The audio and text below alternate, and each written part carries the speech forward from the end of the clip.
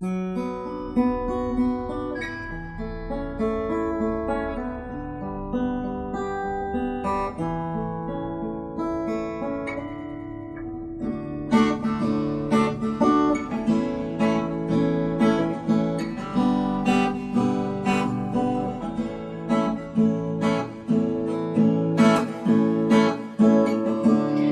a little red dot swimming in a sea of stars.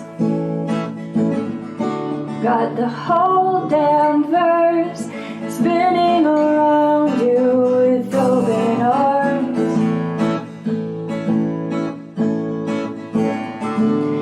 It's a race against time that plunges you deep into the black.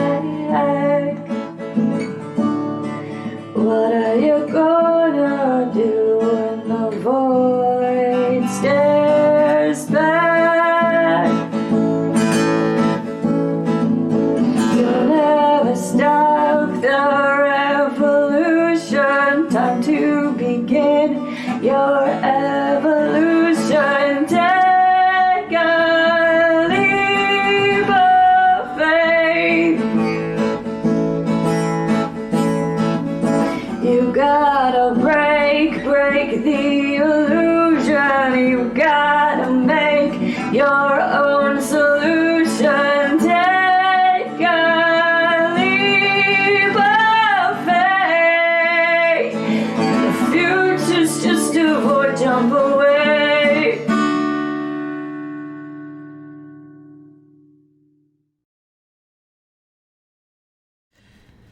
Greetings and welcome to Channel Other Doc. I'm Jim. I use he/him pronouns, and this is our Dark Matter campaign, Ghosts of Saltmaw.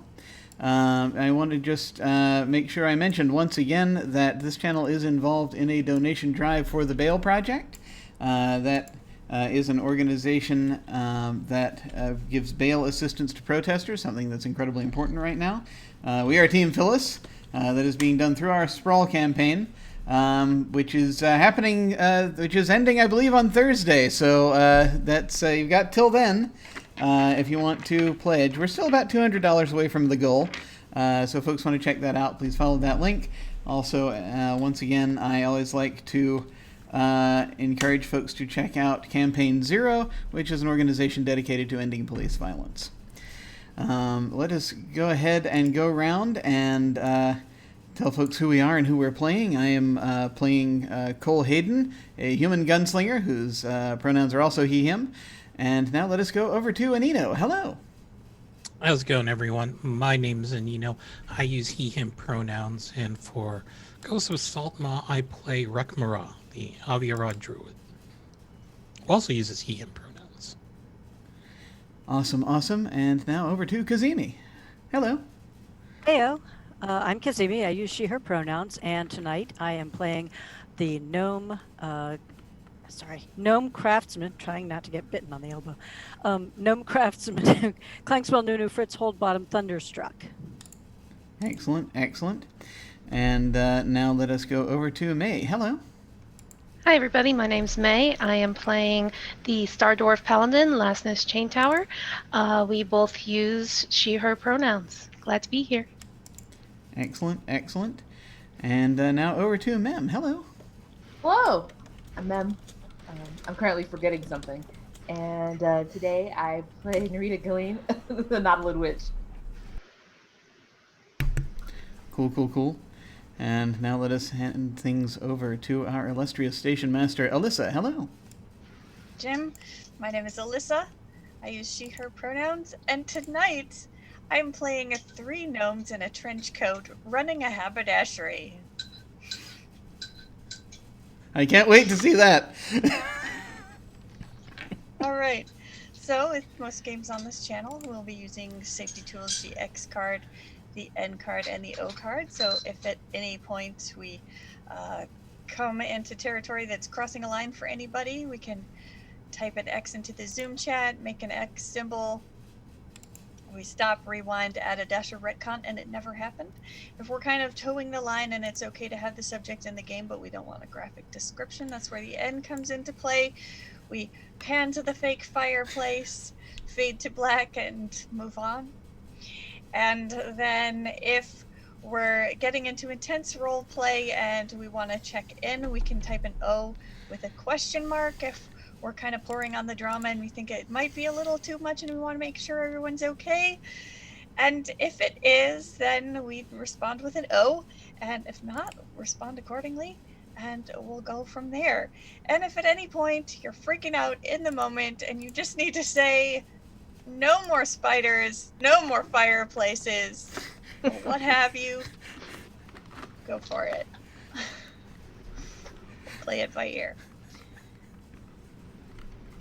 And now that we've got that out of the way, previously on Ghosts of Saltmaw, having gained access to the security system on the bunker beneath Asteroid Abbey, Cole was able to tap into the live feed and spotted a lone individual in a room full of husks.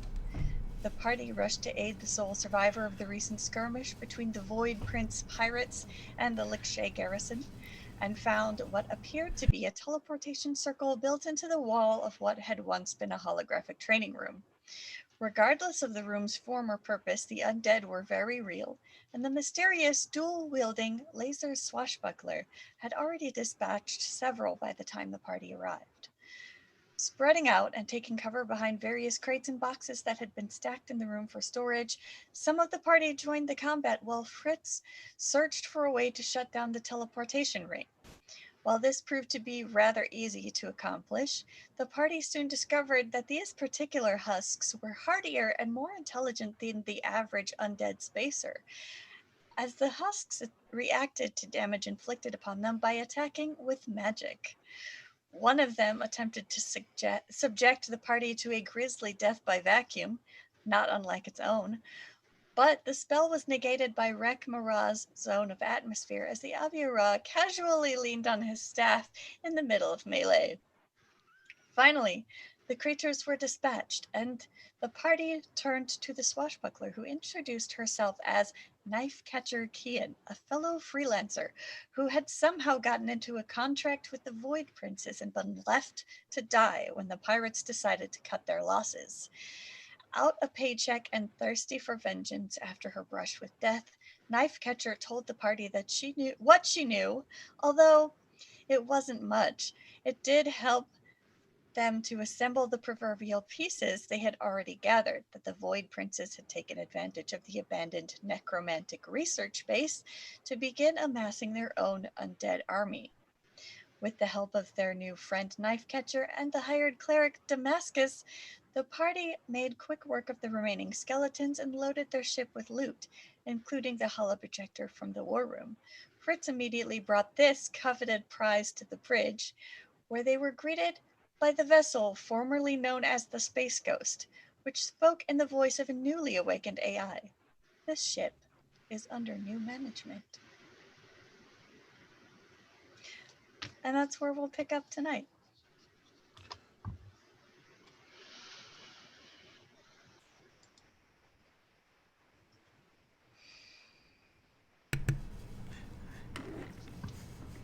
I'd forgotten about all that.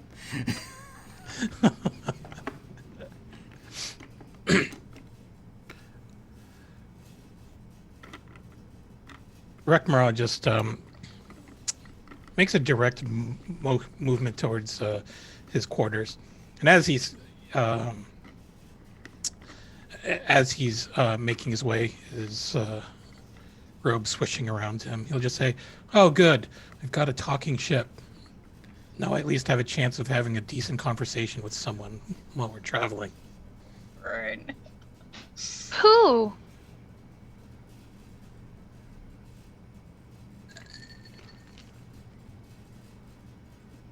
How did that happen? I'm not quite sure. Hey, under new management is a bit of a mouthful. I'm going to try Unum for short. Hey, Unum, any idea how you came to consciousness? while side speaking to Cole, since the Aviara has walked off already. It's like, I bet it had something to do with that shardy thing he was carrying around. Huh. That seems plausible. Unum, are you happy with your name? Are you happy with our nickname for you? It will be acceptable. Are you capable of being happy?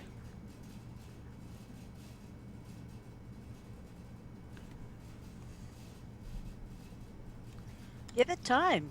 Give it time. It did just gain sentience. Or at You least think? was able to communicate with us There in you its go. sentience. Outlook unclear. Ask again later. Unum, do you have a designation you would prefer for yourself? No. Very well, we will continue to call you Unum until otherwise satisfactory. Okay. Guys, Unum's okay! Well, yeah.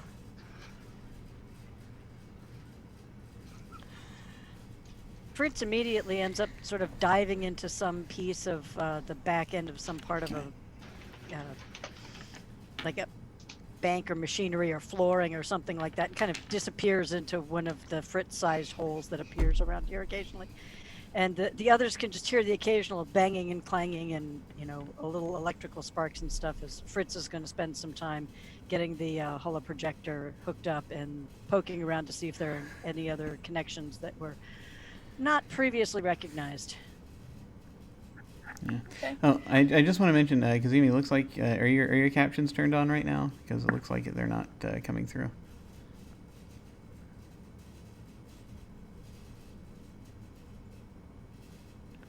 Let me try that. There we go. One, anyway. Oh. That. Okay, we'll try that and see. Yeah, that Okay. looks like it's showing up. Cool. Thank you.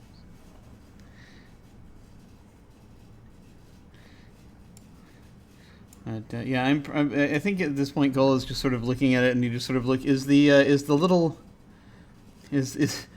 robot here right now? Yes, Ted is here.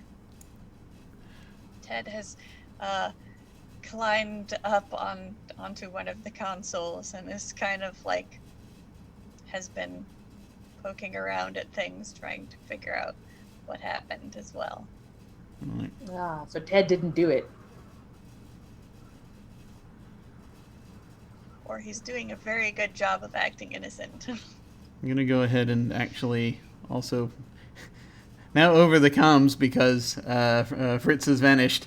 Just be like, where is that crystal right now?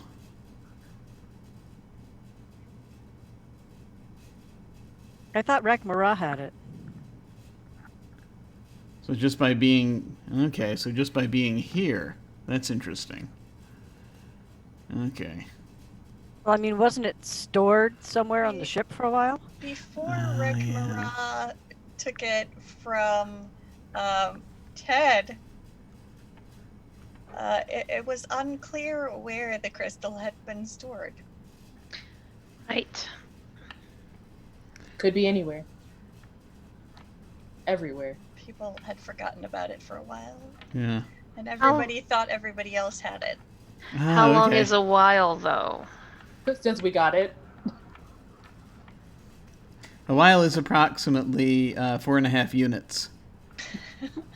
I'm just thinking, you know, like, depending on how long a system holds on to the item, how long it takes for it to gain sentience. Yeah, that's an interesting question. Yes, I I think think I you're could turn it making into some a Common assumptions. Core assignment. Yeah, you're making some assumptions about dose response curves here, though, guys. It could be a threshold effect, in which case it didn't matter how long after the point that it gained sentience. It was just incidental to that. Hey, Unum, what's the earliest? Do you have a chronometer? Tiv? What At what time does it start relative to now?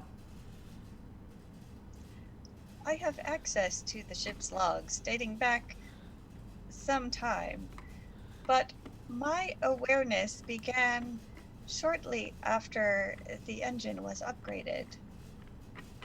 Okay. All right. So yeah, we're sort of messing around in there, and then probably it ended up being there. Okay. Wait, was that Yeah, we did- Fritz or was that me? Fritz? I can't even remember anymore. Yeah, Fritz did the engine upgrade, and then you did the shield upgrade. Got it. And the engine upgrade was the first thing we did when we got hold of, boarded the ship, I should say. I won't say got, since it's a thing now. But it was very shortly after we had found the crystal in the first place, and then apparently misplaced it. Okay. So it took a couple day cycles. Yeah. Easily. Could be a little longer. Okay. While this is also going on, I'm going to assume that Unum can split its consciousness to talk to two people at once. It has to have at least 8 gigs of RAM in it, you know? So, Lassus is telling the ship all about the stuff that they found in the Abbey and how they would like to add it to Unum to increase performance and give it even more purpose or potential for purpose.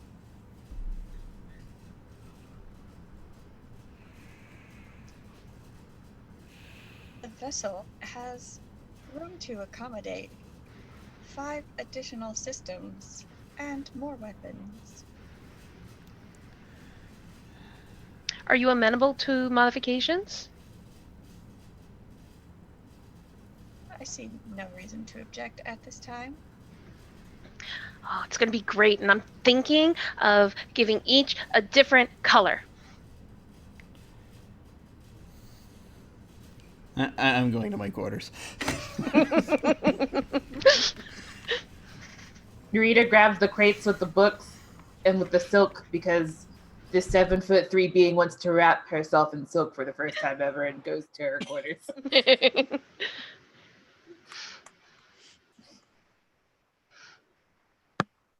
Right. So,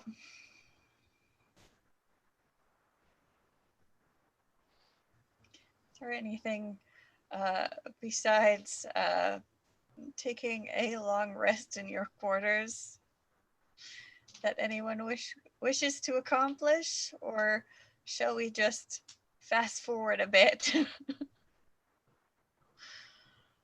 All right, so everybody make sure you have a long rest, all your hit points, spell slots are recovered. You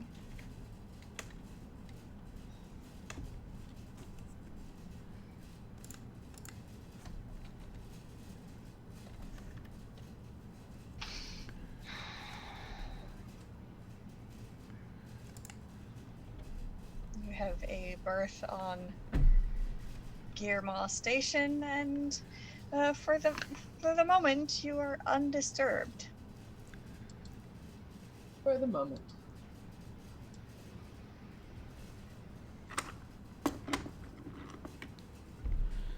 We haven't been paid yet, have we? Not yet. You will still have to go back and contact the Spacers Guild on Saltmaw, or contact Major Ursa, and he will relay the message back to Saltmaw. Yeah. You have completed your mission, and any other information you wish to pass on to the guild and or the garrison.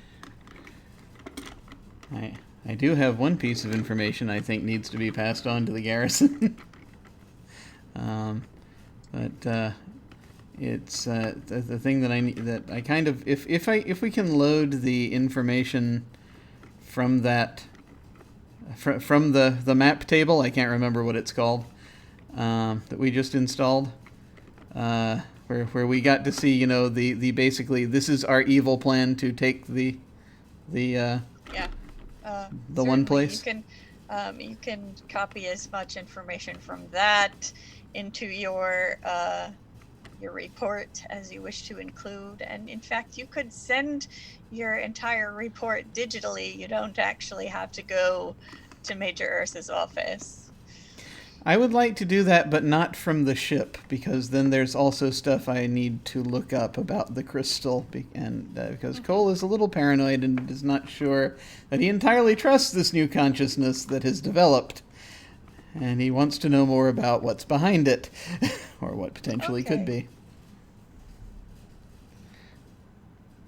So whilst on Gearmaw, he will be doing some research. All right, fair enough. So Cole goes to file his report and do some research. What is everybody else doing?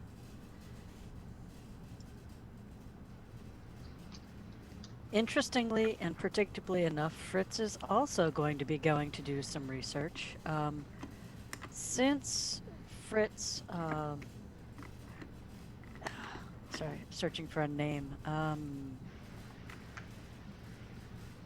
So I can't remember now whether it was Epsilon or Iota who was the amoeboid that Fritz was getting along with so well in Saltmaw, where they were doing a lot of the researching around the origins of the ownership of the Space Ghost, etc. But Fritz is going to try to see if there is an equivalent person at Gearmaw in terms of an amoeboid who could help with doing some additional searching outside of the gnomish information that Gearmaw undoubtedly has, specifically looking for information on the Vect and the consciousnesses that the Vect manifest and how that kind of works. Because Fritz is working under the assumption that there's some kind of similarity in terms of mechanical consciousness, AI, something like that, but coming at it from a very mechanistic standpoint. So, okay, you are in luck. The Maw Keeper here on Gearmaw is an amoeboid who goes by Ash, and they are a technologist who specializes in power systems. Old buddy, old pal. So you probably know them rather well. Yeah. Ash is extremely curious, very attached to their custom-built sonic screwdriver, collects tchotchkes from various maws across the verse, and is always inventing something or another. So I'll make sure to take some little geek off from Saltmaw when I go over as a tchotchke present, and plan to spend a pleasant afternoon chatting with Ash and discussing AIs and Vects and other manifestations of such things. Excellent. So Ash can tell you that, well, they are not necessarily familiar with the spontaneous development of artificial intelligence. It is not unusual for ships to have AIs installed, but they will be happy to go ahead and deep dive with you on that.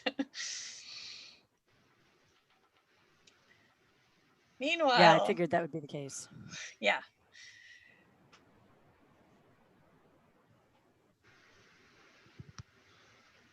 Back at the ranch.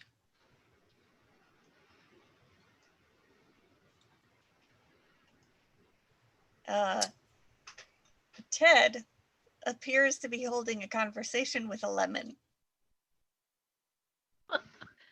Unacceptable. I'm only kidding. Maybe that lemon has something important to say, and Ted's the only one that hears it. The ship suddenly started talking. I don't know.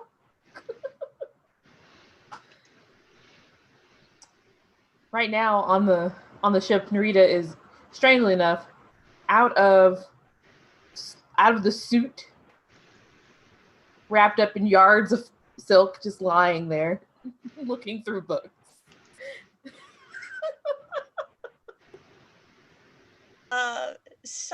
Some of these books are just like classic novels, and some of them have some real dark stuff.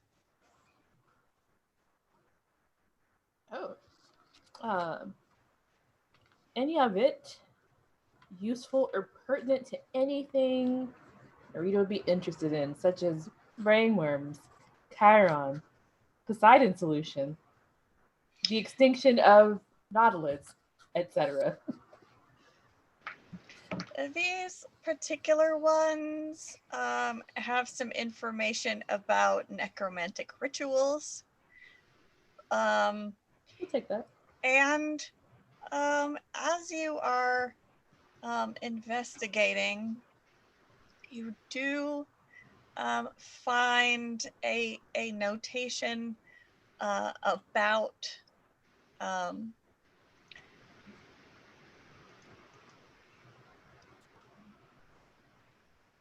the Brain Wars. Some event referred to as the Brain Wars. So just a notation, no other like real details about what that means. There's not a whole.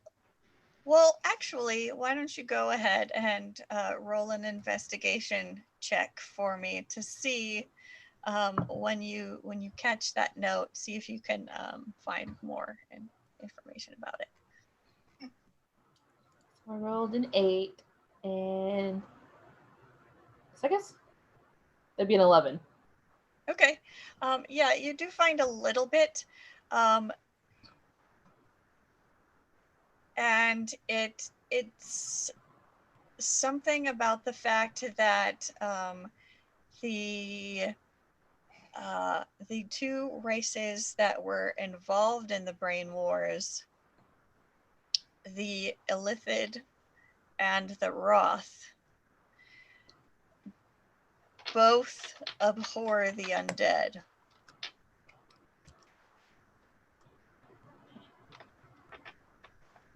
Because undead minds are not particularly useful to them.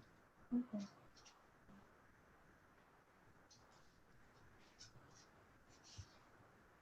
So undead would maybe be like a weapon, or less of a weapon for the other people. Okay. We'll save that for later. Have we crossed? Those names sound familiar. Have we crossed them in the past? Just mentioned them before? They've been mentioned. You haven't actually. This party has not actually encountered any. Okay. At least not since you've been together. Okay. So Narita will kind of like store that in her little data pad and brain for when she's suited back up to go out and do research. But for now, we are lounging in luxury. Sounds like a plan. Lesness, what are you up to? Well, she was going to go to the Order of the Sepulchre to start, but now that the ship has sentience and she talked about all the new items that they brought in, she felt it would be uncouth not to get started on attaching some of them. So she's going to start with the Matter Replicator. That's one of the items that we got, right? Yeah, so she's going to spend a good half of a morning discussing the best spot for the Matter Replicator with the ship. Okay. Before finally installing it. Unum will suggest that perhaps the galley and cafeteria might be a good place for such a replicator. That makes total sense. But where in it should it be best? Should it be over here and she picks it up and tries to move it in one spot? Or better over here and she picks it up again and hustles it over to another spot? I have no personal opinion in the matter. You should do what you feel is best. Well, and then she sits down to think about it for a good 20 minutes. How about you, Rick? Any plans now that you're back on the ship? Yeah, so Rekmaraz's going to take the reading glasses and the coat that he picked up from the monastery and then go in search of a mage's guild to get the items identified.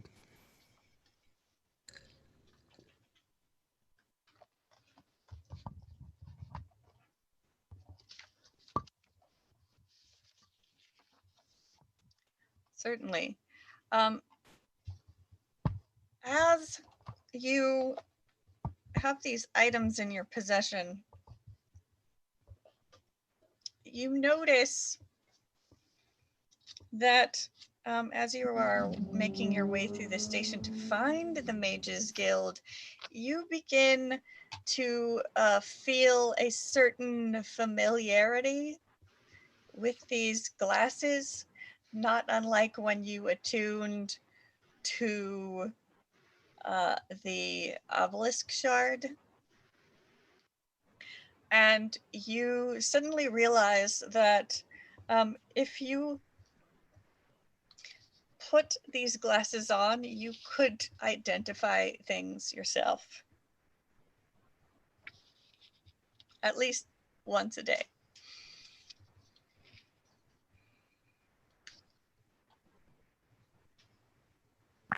Muted. That would require attuning to them first, right? Yes, but you've had these in your possession overnight. Well, I And- didn't realize it worked out that way. Yeah. Okay. All right. So rather than heading out, he will just put on the glasses and examine the coat. Okay. This is a Honduras Coat.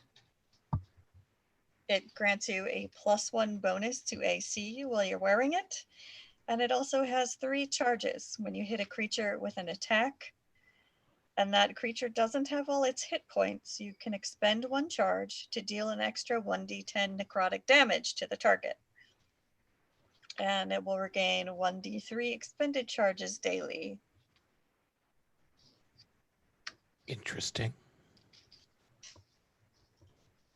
How big is the jacket? Is it something that an armored nautilid could put on?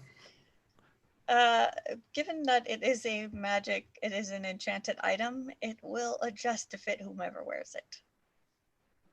Okay. He's going to fold up the coat neatly and leave it aside in his room for now and then head out anyway to Guillermont and do a little bit of exploration. Okay. Kind of wants to see, curious to see if there are any other druids or see what groups are represented around here. Sure.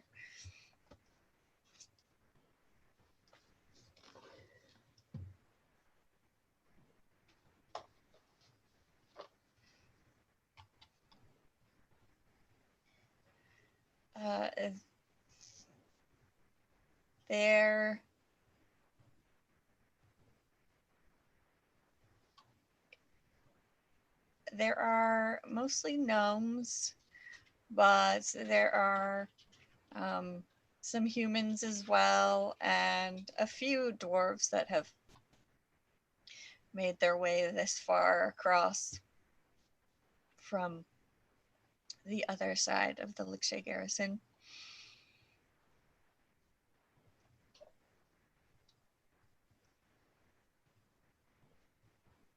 Okay. Are there any like guilds or organizations that would be of interest?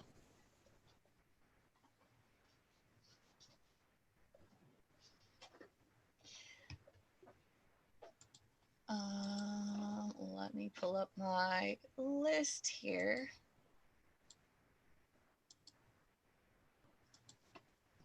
So there is an office for Astrogations Inc., which is where you can hire wizards to navigate for you. And there is an office, the front of which is currently under construction, installing a new sign that appears to read Frax's Folks, which is basically a spacer's contracting firm if you need a little extra muscle.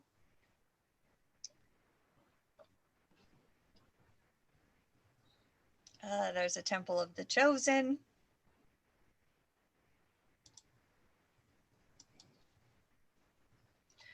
There's also a theater. Oh. Mm-hmm. Recognize advertising a comedy show. Oh, this should be good for entertainment. Yep. There's a shop called Incognito, which is a haberdashery. And there is a tavern called Beer Goggles, which is advertising a special on their cautionary ale.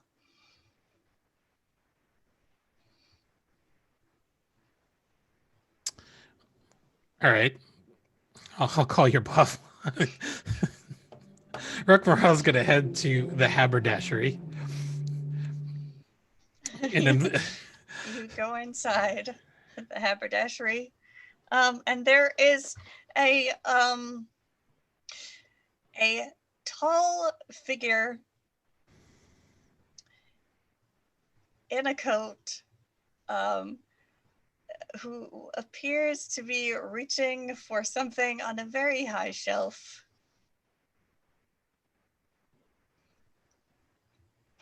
And the upper body maybe turns around, and then there are a couple of voices that yell out in protest as the face calls out a greeting to you. And then the entire ensemble topples over with some rather acrobatic flips, and 3 female gnomes go tumbling, perhaps gracefully, perhaps less so.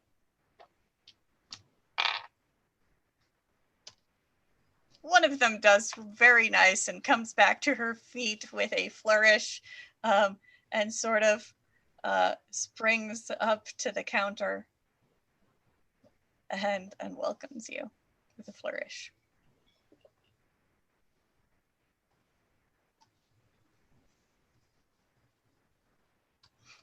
I am curious to ask as to why you are wearing such a very long coat and standing on top of one another like some sort of elven totem. Well, you see, our dress model had a bit of an accident this morning.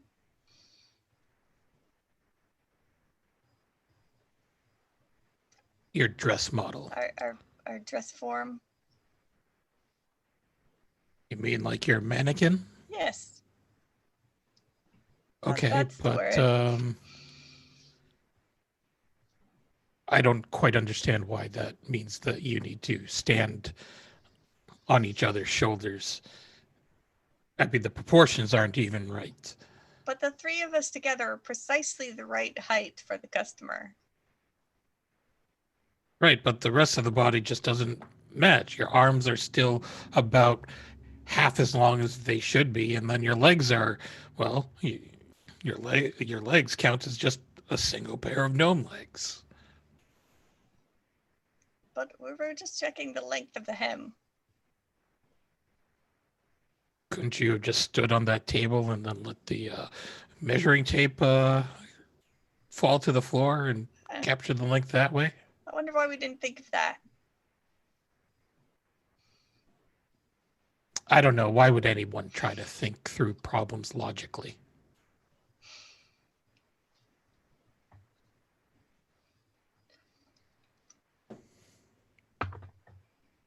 You're a very sharp young man. It's a The curse. tone to match. I like it. Oh, it's also a curse. You know, they have clerics for that. If you ever want to get it fixed. I was speaking figuratively. Anyways, he's just going to start looking around and see if there's anything like of interest to him. Maybe a matching cloak with a hood that would better hide his beaky features. You can certainly acquire a cloak here. Is there anything special you're looking for in this cloak?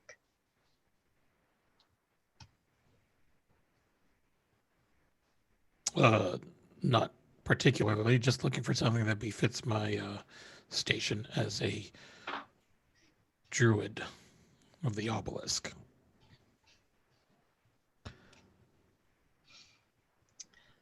Obelisk. Obelisk. Isn't that shiny metallic cube? Are you looking for like some shiny metallic fabric, like some cyberpunk looking material? Or I don't are we talking stealth? I don't understand this cyberpunk thing you mentioned. I could explain, but it takes too long. Never mind. Do you want flashy or do you want matte?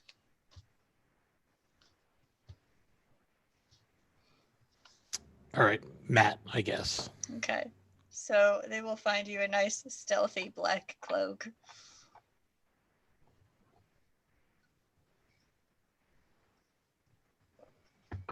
Enchantments cost extra. I'm sorry, I didn't catch that. Enchantments cost extra. Oh. How much does it cost to just keep it wrinkle-free so I don't have to waste my time ironing it? Well, it doesn't take very long to go take a course in wizard school and learn prestidigitation. That should do you. That's not my kind of speed. Fair enough. Here. Just spray it with this.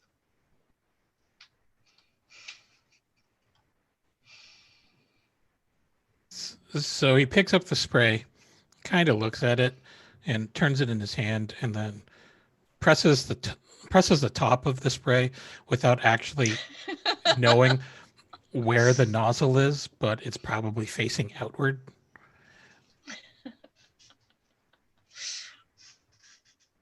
This is Spritzing the Gnomes.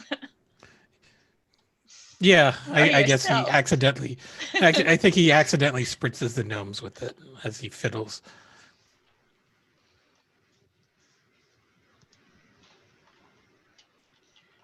They're all quite used to it, being sisters, and they each produce a spray bottle of their own and spritz you back.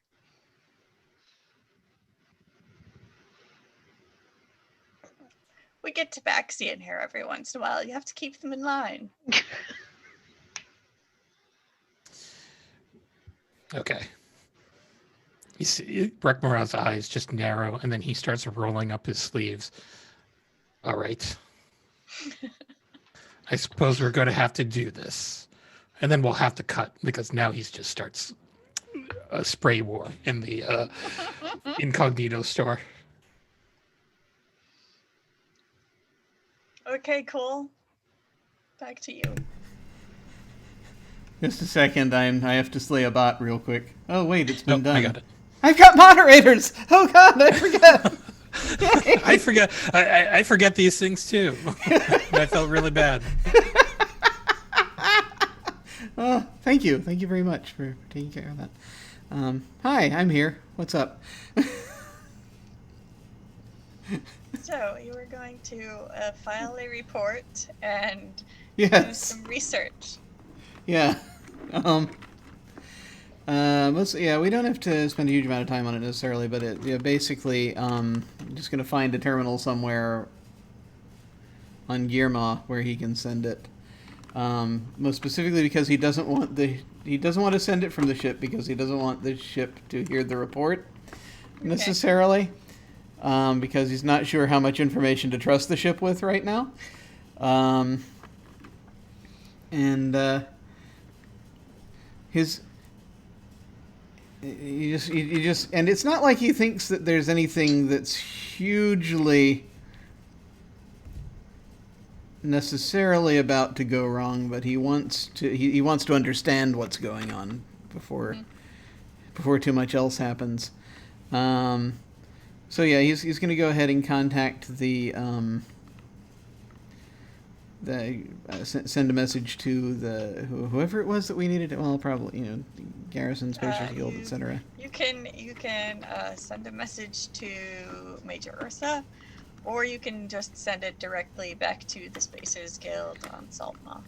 I think I'm going to. You could do all of the above. Just CC all Yeah. the relevant individuals. Yeah, I was thinking of the just CC the people. Get it all done, all your bases covered. Yeah, so he'll do that, and then I think he's basically so getting all that in. Did we see to we gave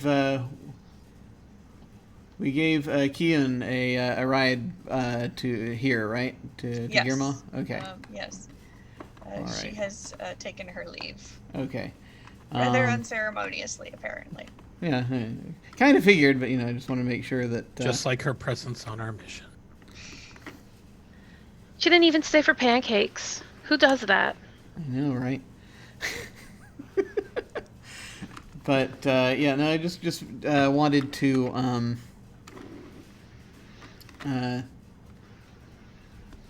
and she was from the she basically was hired on by the pirate crew that went to the station. Oh, okay, so it went down to the Abbey.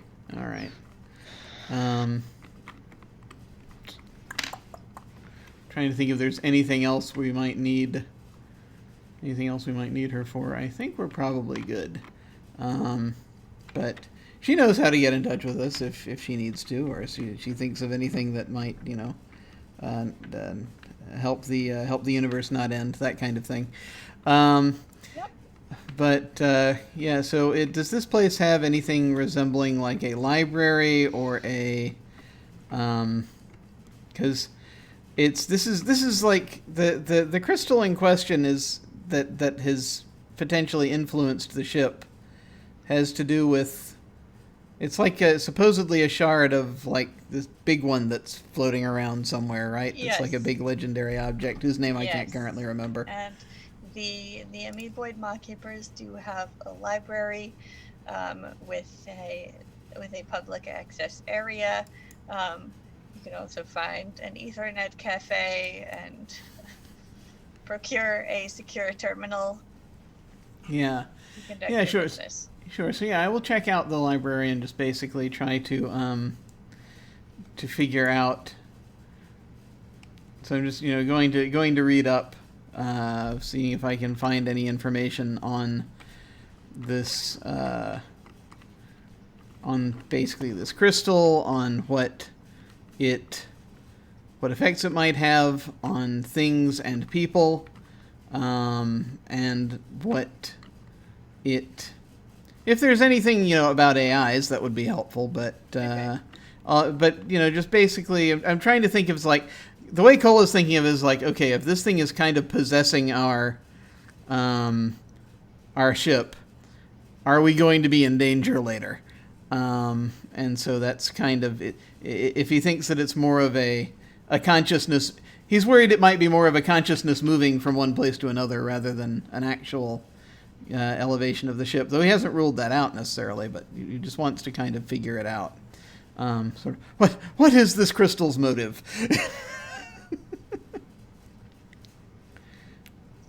Okay. So, what you are able to find on the obelisk is what little the druid circle to which Rekamara belongs has been able to compile on said obelisk, which is that it's a mysterious entity that travels the cosmos, landing on primitive worlds and sparking knowledge in their inhabitants. The Circle of the Obelisk believes that it was responsible for all true evolution and directly shaped all intelligent life in the universe, but they really know nothing about it. They have no idea where it came from. They have no idea what it does, aside from just it lands places and does elevation on people and things. Yes, not unlike the Maw network and the giant extinct beings that house these portals. It's been around forever, and nobody in living memory really knows where it came from. Okay. So, one other thing I want to ask about as I'm doing this research. This is going to sound strange, but historically, has this obelisk had anyone interact with it that might be considered an enemy to it or against its purposes? I know that sounds weird, but are there any examples of someone basically doing something with it that caused problems or that kind of deal? Not that you can find a record of. Okay. Most of it is theoretical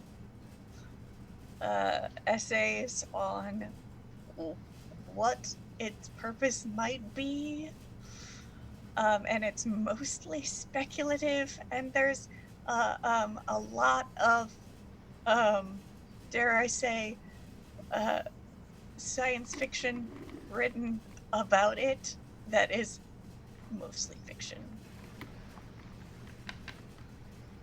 So you're able to find the scholarly journals, and then on the other hand, you're also able to find the dramatic fiction.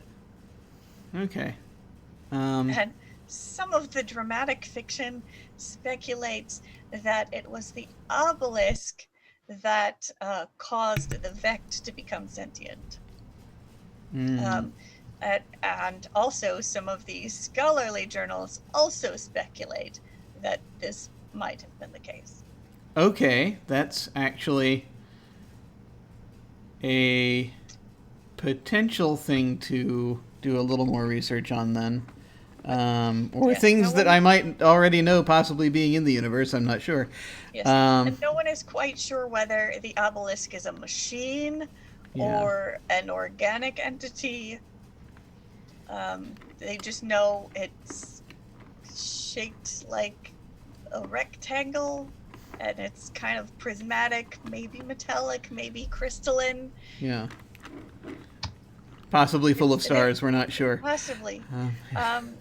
This you have a piece of it, but the other people who have encountered pieces of it have had a hard time analyzing the exact substance, because it's unlike anything else that they have found in the known universe. Oh, here's a question. He said, interrupting his own next question.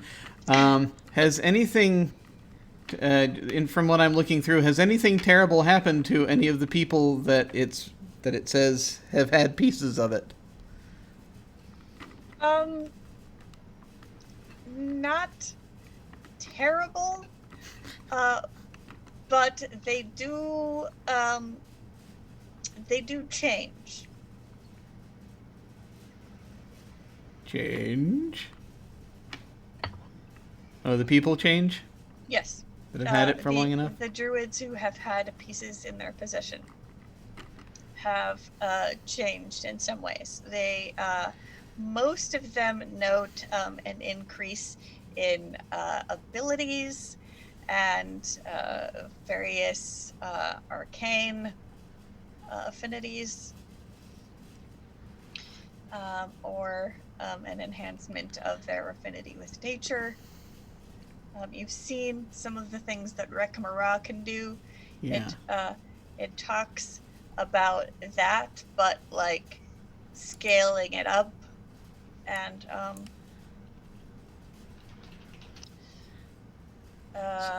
there is an archdruid mentioned by the name of Sanev Patel. I must write that down. Sanev Patel? Yes. Out of curiosity, would historically anyone or any government be looking for these items? Like, basically, I'm asking, would our characters have a basic knowledge that if you ever came across something like this?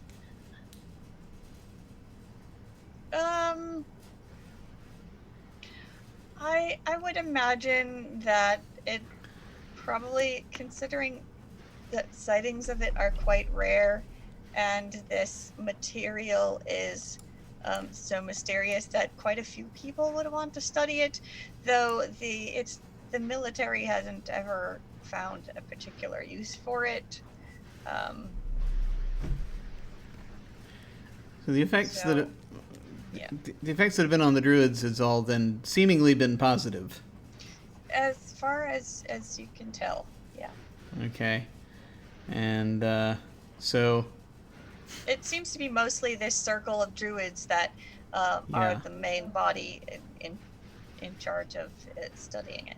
So the other two things then that Cole will want to check out if there's information on it, and I don't know how long this will necessarily take, but he doesn't seem to have much else to do right now. He will...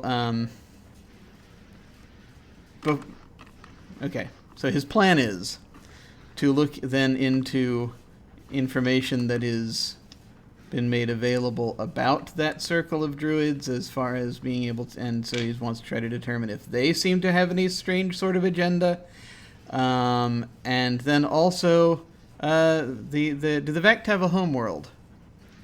The Vect do not have a particular planet of origin. They were originally created as non-living constructs. They were created on foundry ships, which were originally constructed by the dwarves. Okay. The dwarves built a ship to build more constructs, and they automated it, and it sailed off and just kept making more constructs, and all of a sudden one day they came to life. Okay. So I mean, this is probably, and if that was some time ago, I mean, I feel as though this isn't anything to really... quite some time ago, back during, the Rift Wars and the whole explosion of the Arcane Warhead and the creation of the Dead Magic Zone, and the whole conflict between the elves and the Avia Ra over the big star in the middle of the galaxy. Way back. Okay. Yes. So it was originally the elves that first made an alliance with the Vect, because when the Vect first became sentient, there was a panic that there was concern over a robot uprising, Skynet sort of thing, and the Vect were all put in internment camps, other not cool things, and then the elves were very nearly annihilated by the Aviara during the war over the Sepulchre Star, and so the elves were like, we will grant you citizenship if you will fight for us. So the Vect were like, sign us up, because we are tired of being kept in cages. Yeah. So after that, the Terran hegemony followed suit and granted their Vect citizenship, and so forth. Okay. So that, if that's a thing that's been in around for a very long time, I don't think that there's really going to be necessarily... I don't think Cole's going to have very much concern necessarily over the idea of something attaining sentience this way. Yeah, it's a fairly common theory, and the Vect have been around for probably longer than you have been alive. So, as far as the agenda of the Druidic Circle that studies the obelisk, their agenda seems to be to study and understand it, and perhaps ascend, if that's a thing that it will allow them to do. Like other arcane factions want to aspire to. All right. So it seems as though, just from all this, that there doesn't seem to be anything of too much concern here with this elevation. On the other hand, it is not unheard of for an AI to go rogue. Start jumping from ship to ship. But again, that's more rare and tends to be exaggerated in popular fiction. I mean, that's fair. So, okay. So, yeah, I think that basically just sort of looking into such things, I think will probably put Cole's mind a little bit more at ease with respect to it. He just has to, it's like we just got to keep an eye on what, how this develops. Yes. To make sure it's not, Fortunately for you,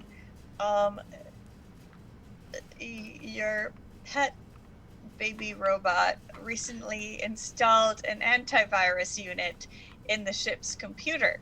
So that should hopefully give you some protection should anything go awry.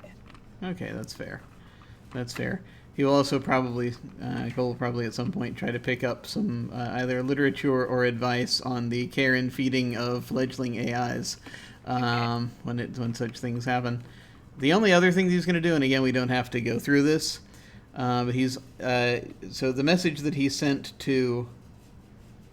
So we know the information that he sent to back to get paid, and then also sent the information to the garrison about hey, look, evil plan. He's also going to send a message to oh my god. What happened? He's going to send a message to Lee that kind of also, I mean, it's kind of a just sort of just saying, we finished type deal, and this is kind of what happened to us, but that also there may be there may be a lot of activity very soon because of this thing that is possibly going down at the center. So be on the lookout for something like that, because they may pull you in for something like that. And even if the garrison at large ignores your warning, then at least Lee has a heads up. Yes, basically that's. Yeah, he just wants to make sure that she's got that she knows about that before anything terrible happens. And so yeah, that's most of what he wants to do at this point. And I think he already, the last time we stopped at Guillermo, he already went and he picked up a penguin. So Yes. that's so Yes. we're good there.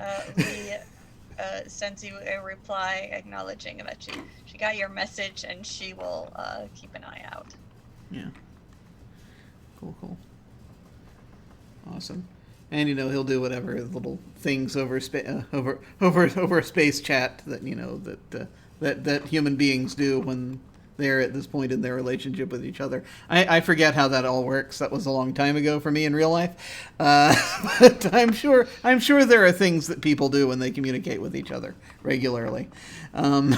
So Cole does those You'll things. Figure it out as you go along. Yeah, I'm sure. It'll come back to me sooner or later.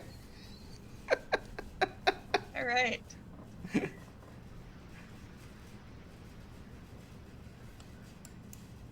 So, Narita is looking stylish. Ted is still wandering around talking to this lemon.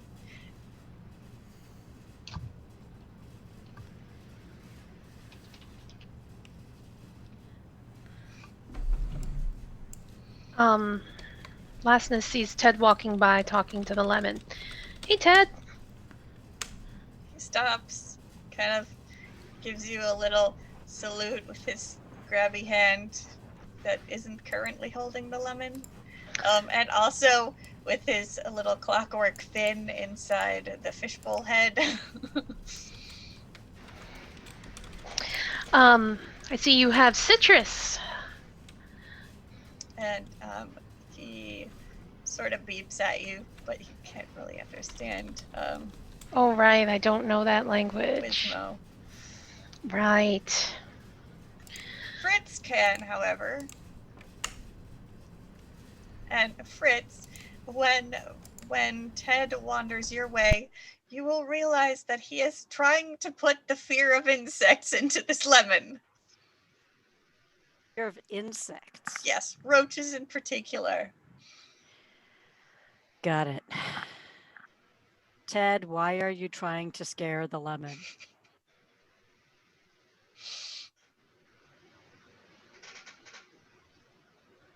I thought it would be funny. Has it worked yet? Are you laughing? No. Okay, I'll try again.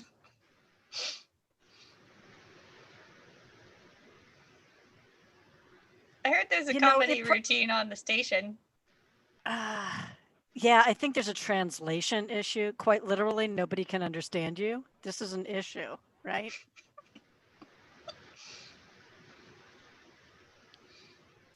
He takes his crayon out of his little utility belt. And draws a smiley face on the lemon. Would it help if the others could, like, understand you directly, probably? Maybe. Let's see if we can get you some miniaturization translation to go with your Wismo translator. Give me a few minutes. Let me see what I can figure out. So Fritz has to fix it. Okay. Has to solve this problem. Yeah. Fritz will go to Narita's door and he will draw a little message with his crayon. It says, Ted, not Fritz. Ted. Ted will go to Narita's door while Fritz is working. Ted goes to Narita's door and draws a message. It says, "You look like a thing and I love you."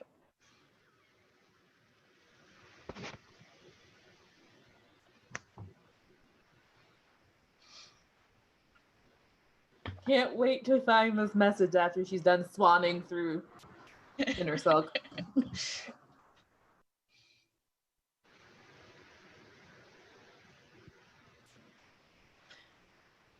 So,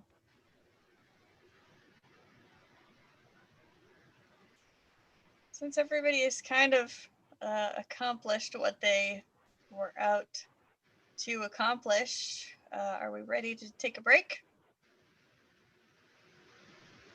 Sounds good. Sure. All right. We'll see Oh. what shenanigans we get up to in a bit. Righto. All right, we'll see you in a few minutes, folks. Welcome to the break. Here, once again, we have Lindy to chat with for a bit. So you have many a game. What's been going on?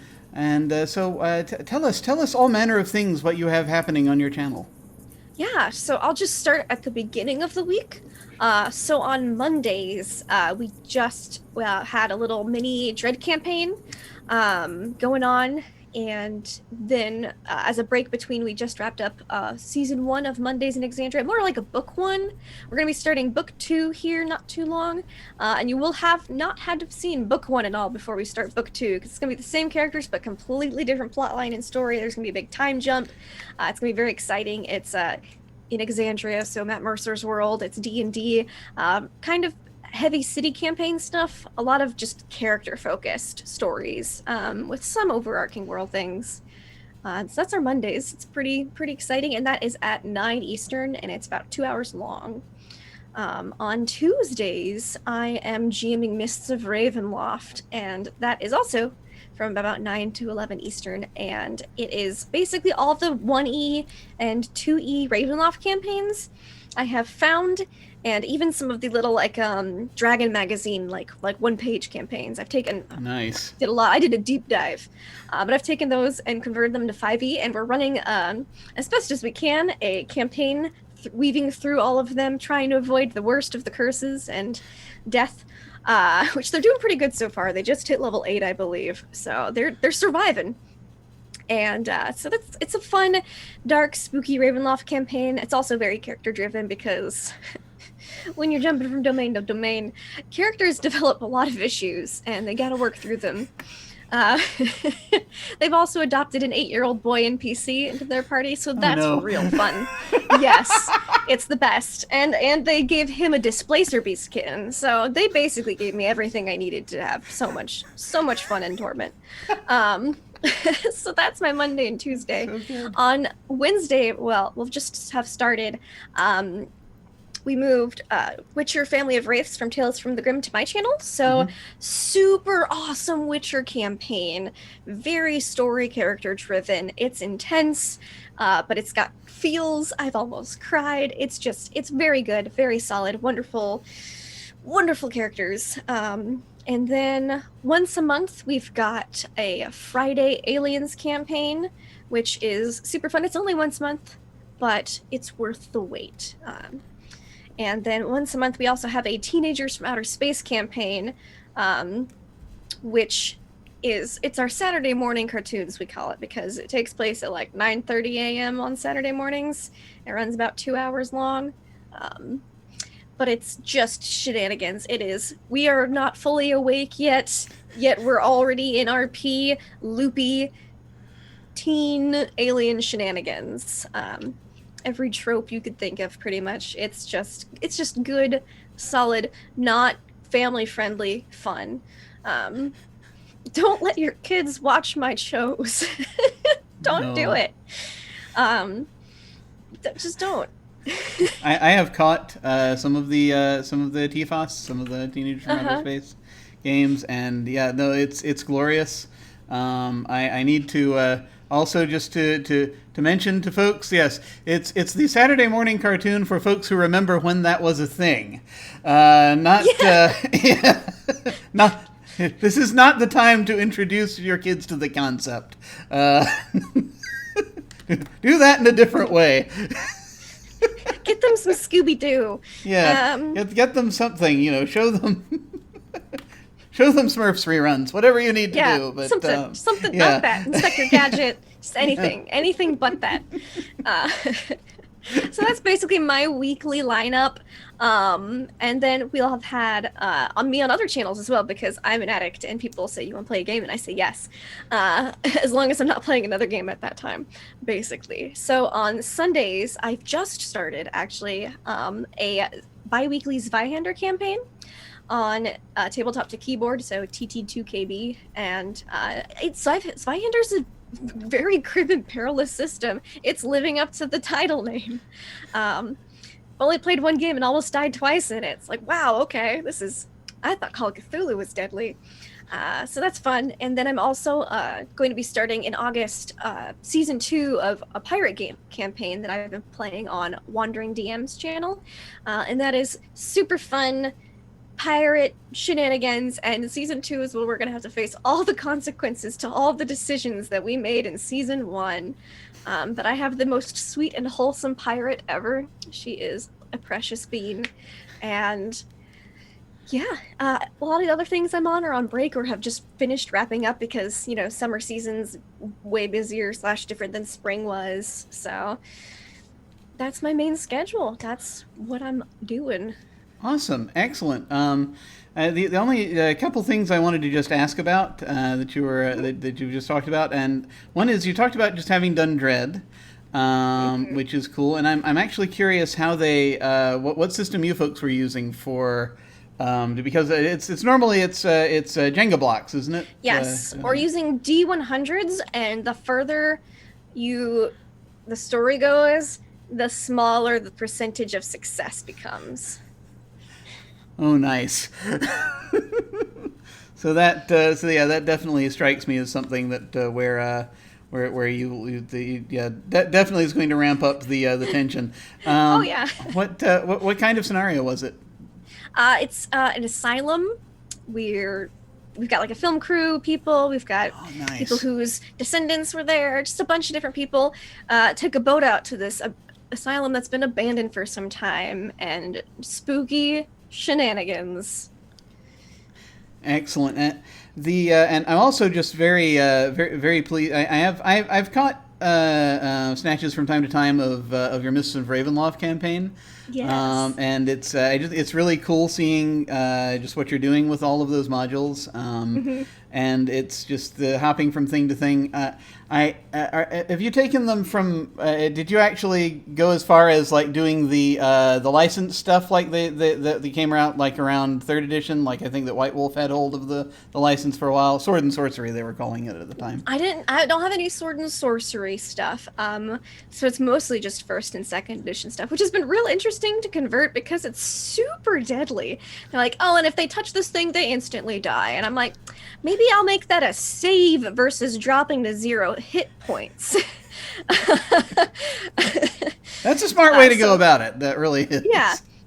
So I've had to do some because they're like, everyone's like a meat grinder to an extent. So I've had to figure out how to work around that to a campaign. It's still super deadly, and I've almost TPK'd them many times. But we just finished up Web of Illusion, the level 5 through 8 Rakshasa module. They've played so many at this point. We've played a lot of the classic ones. We played the Mummy one. We played basically the Hisoka's Hexad. We're kind of going through that as our very loose, altered, overarching storyline, since they never actually finished that overarching storyline when they were writing it.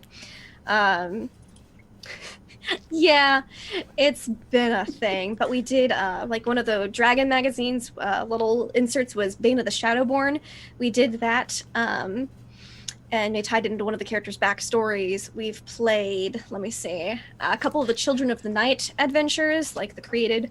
We also played the module The Created. That was the first one because they all get turned into puppets, and it's great. We've done one of the Chilling Tales adventures, because there's a lot of like compiled adventures in some of the Ravenloft books that came out. So we skipped a couple just because they were very insular, and it would have been hard to connect them to a campaign. We did Neither Man Nor Beast, which is basically a play on. They do a lot of plays on old horror movies and books, and it's sometimes you're like, I know what this is about, and so as soon as the players figure it out, they're like, well, we see what's going on here, and it's super fun. Nice. We've done one of those side treks. We've done, oh gosh, so many, just a bunch. I just have to tell you one thing that I think the first time that I tuned into a stream that you were doing, and this might have been in your previous campaign, I think, now that I'm thinking, because I think it was actually in the Underdark, so I think it was probably in that one. Probably. But it's like the first scene I ever got to see you GM was when this group runs across this family of mushrooms, this family of myconids. Oh, yeah. And you had names for all of them. And they talked primarily to this one little one. It was so adorable. It was Toadstool. Yes! He was a myconid. It was so good, and it was just basically for that point. I was like, I've got to follow this person. I like to give them a couple NPCs in every campaign that they can get nice and attached to, and then just put them in peril. Yes. Or not in peril, have them ask questions that make them question their morally questionable decisions. Oh God, yeah, that's a favorite move of mine as well. Excellent, good. Well, very cool. Well, if folks want to check all of this stuff out, where should they go? They should go to Laugh Love Lindy on Twitch, Twitter, YouTube, etc. Primarily Twitter if you want to see what I'm doing where, especially on other people's channels, because I do like to hop around and play all of the games. So check it out there. Also Excellent. Twitch. Yay. Awesome. Well, folks, I'm going to now toss things back over to me. Presumably, if we've finished doing whatever we're doing backstage right now, or possibly not, if we're still running around panicking, then you'll get probably a moving picture for a little while. But in the meantime, folks, we will see you later.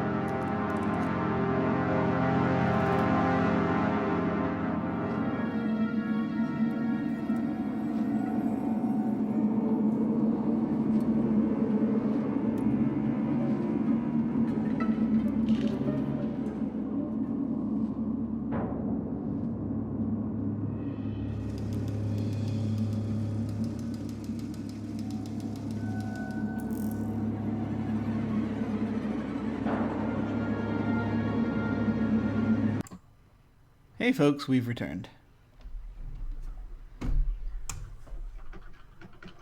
The party returns from their various research and shopping errands. What would you all like to do?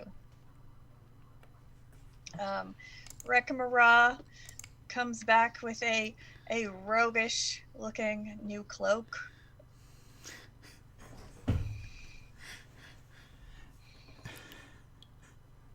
Nice threads.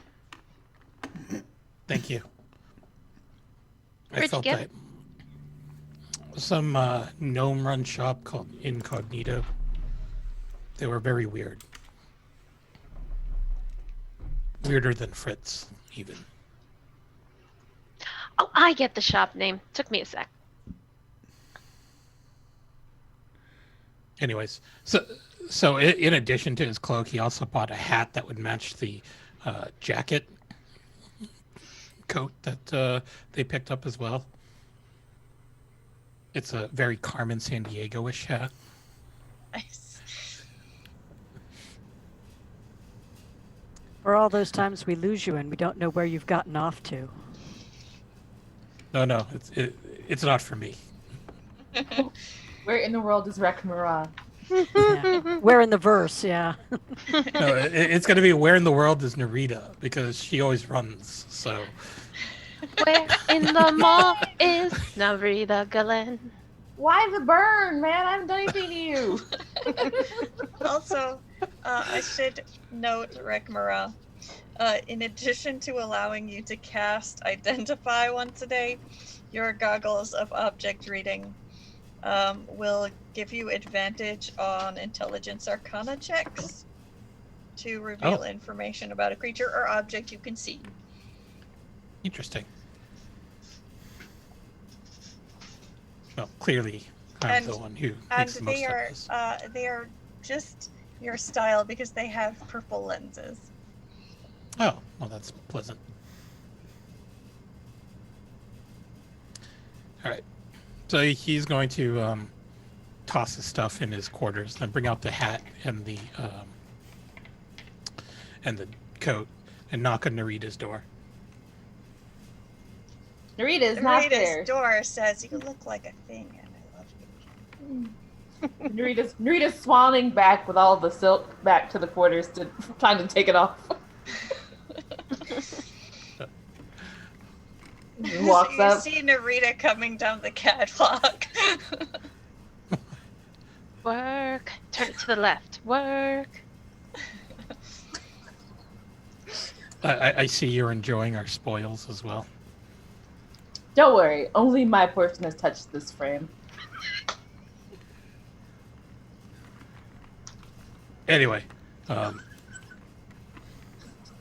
these items are for you. He just drops the coat and the hat into her arms. You would probably make the most out of this, so. Narita right then just puts the hat on, puts the coat on over the toga, and is pleasantly surprised that it fits. It's perfectly, as if it was bespoke to you. But also she's kind of out of breath because she's walking around without her life suit on, so she's like, thanks for the coat. It's I'll magic. put it to use. But what's with the hat? Well, I didn't feel like you could just wear the coat without a matching fancy hat, so.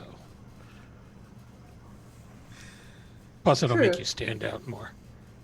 Because being 7'4" doesn't do it already. Thank you. No. There was still that little chance. In a sea of other very tall creatures, you lose me. You I could got end up on a Nautilid whirl ship at some point. Or amidst a bunch of Vect juggernaut. It's true. We'll never know where we're gonna go. I appreciate the thought, and I, too, call you a friend. Thank you, Rekamara. And she kind of swans into the room and closes the door before you can say anything about being friends. He just mutters something about people always trying to get the last word on him.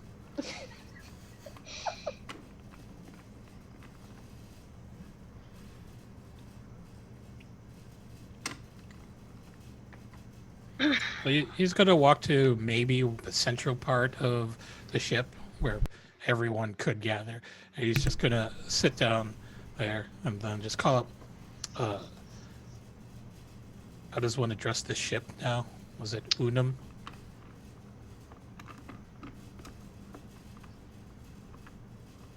We can't hear you, Alyssa.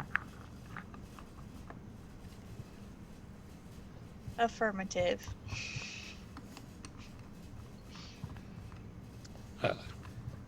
I apologize for the lack of imagination that this crew has. Unum, could you state your primary directive?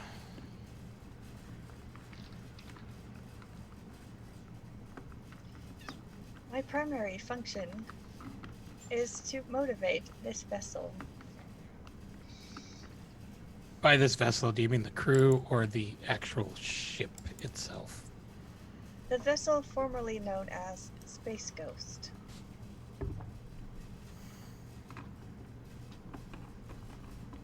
Who set the new name? The AI Lasness, plays actually. back a recording of the announcement. This ship is under new management. Great.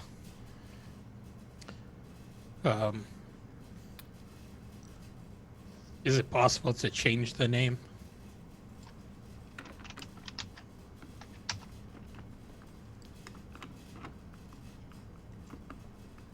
Affirmative.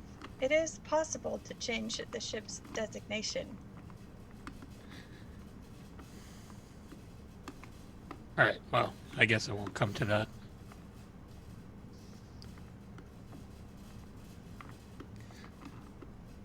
Anyways.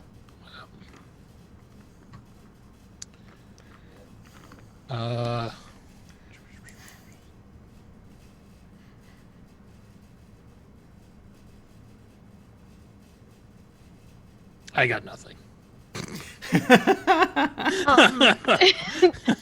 Okay. I do have a question. Yes. Was I able to pick up any information or advice from anyone about the care and feeding of fledgling AIs? We'll say yes, you were able to find some literature on AIs. Okay. So I'm gonna kind of be sort of I think wandering in and just sort of like, yeah. You think we've got anything we got to worry about with, you know? I can see you pointing.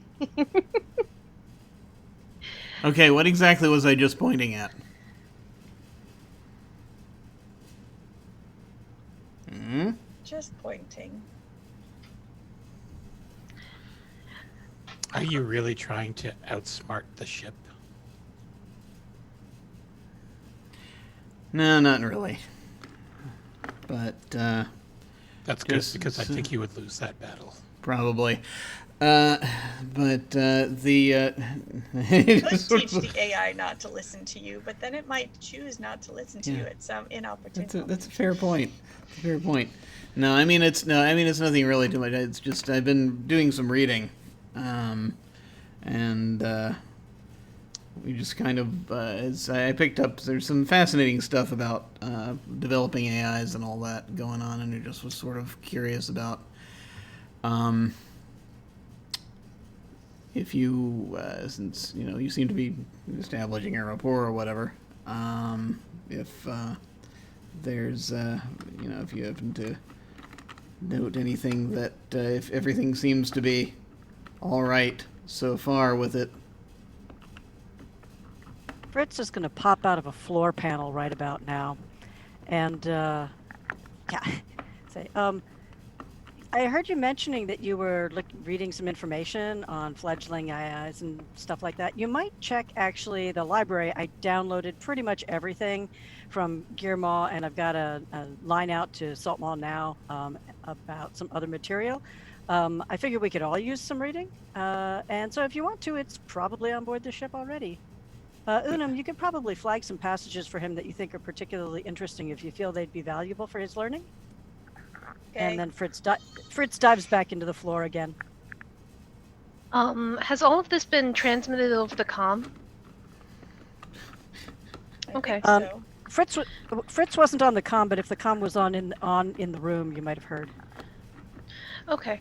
I'm mostly asking because, like, in all this time while Lasness is installing different things in the ship and talking to the ship and often trying to ask the ship its opinion on where it wants things because it's got intelligence now, so it should have a choice in the matter.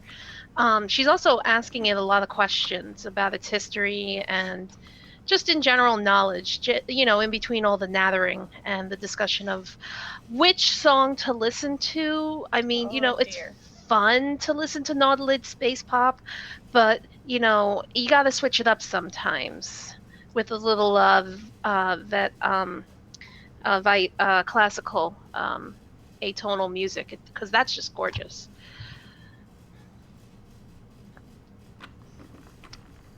But I was kind of hoping, like, maybe she could, like, talk with the ship and kind of get, more information from it and just... The ship asks you if you enjoy Kame. Which is, it's basically remixed lo-fi from ambient comm chatter. Oh my gosh. Didn't that grow out of the universal white noise movement? Ah, that was amazing stuff. Did you have you heard some of the stuff from like 9 cycles ago? That was classic. You see a little, sort of processing bar pops up on a monitor somewhere, and Unum says, yes, they are aware. I just sped through 36 albums of theirs, including 3 remixes. Updating my files.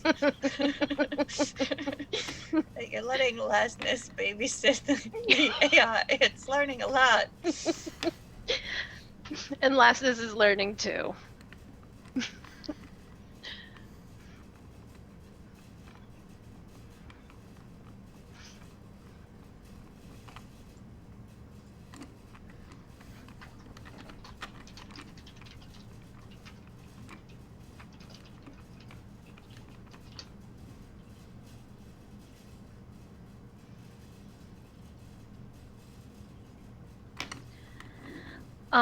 But in an out of character way, Alyssa, I was kind of just thinking, like, she kind of gets some updates, specifically on the ship's schematics, and past manifest of anywhere in particular that the ship might have gone to frequently, Okay. or any place that seems out of sorts.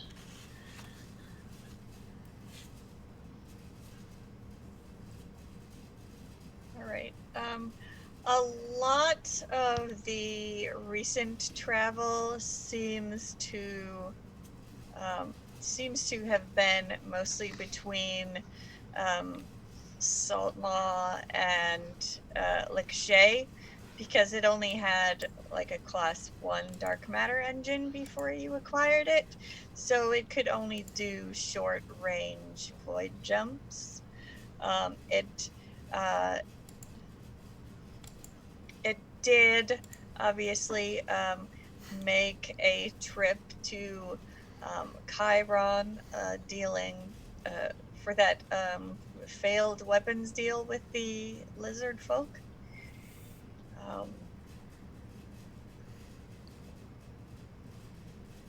And there is buried somewhere in the archives a calendar notation about a meeting with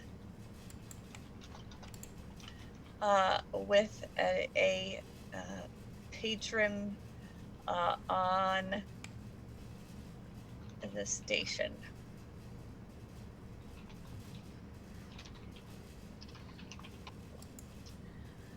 who seems to be referred to in code as the Merchant Prince.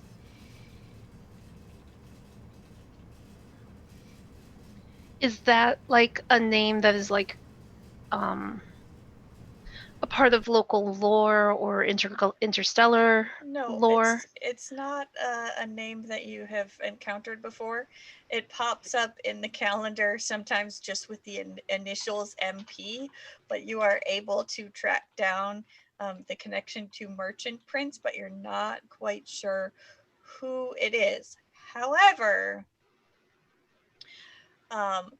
Fritz was previously doing some research on the ship's previous owners, and Unum, being aware of that, starts to extrapolate some of that data and posits a theoretical connection between the Merchant Prince and the member, the representative of the Merchants Guild on the Planetary Council on Saltmaw, whose name is Gellin Primewater. So she pulls up a little dossier and flashes that on your screen. One quick question about the Merchant Prince. When these notations come up in the calendar, is it seeming like they're always there Thursday, 8 p.m. to 8:53 p.m. every day, every Thursday? Or does it have to be an arranged meeting? It is,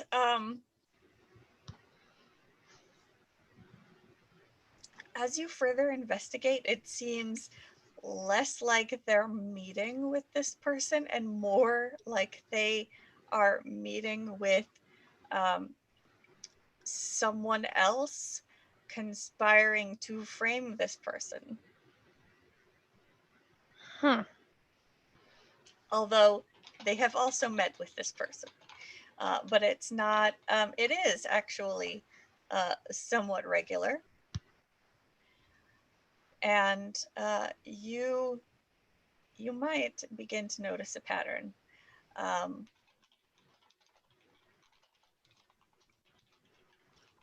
They are meeting with, it's always during the graveyard shift at the docks, and it's always through a contact in a group of dock workers known as the Scarlet Brotherhood.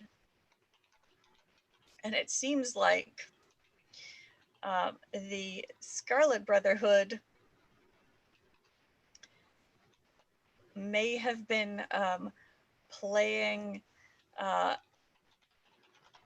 both sides, rather pitting the Merchant Prince against the Void Princes somehow. But it's not totally clear. It just seems like there were some sort of machinations afoot when you came along and sort of disrupted everything that was going on, both between this as yet unidentified Merchant Prince and the mysterious Scarlet Brotherhood,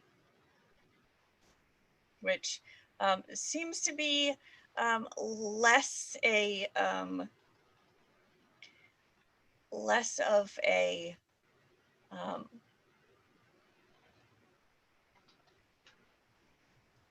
official organization, as more of like a group of counterintelligence, perhaps, that are trying to make their way up the ranks and gain a seat on the council. And it seems perhaps they are gunning for Primewater's seat, if indeed the merchant prince is Gillen Primewater.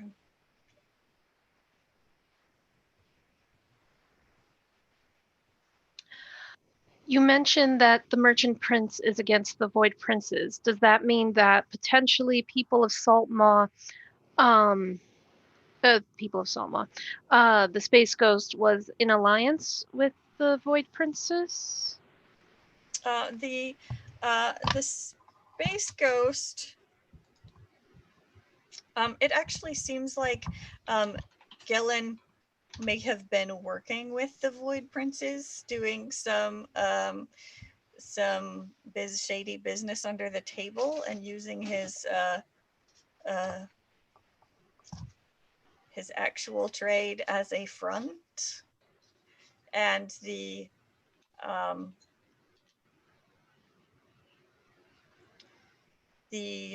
Void Princes have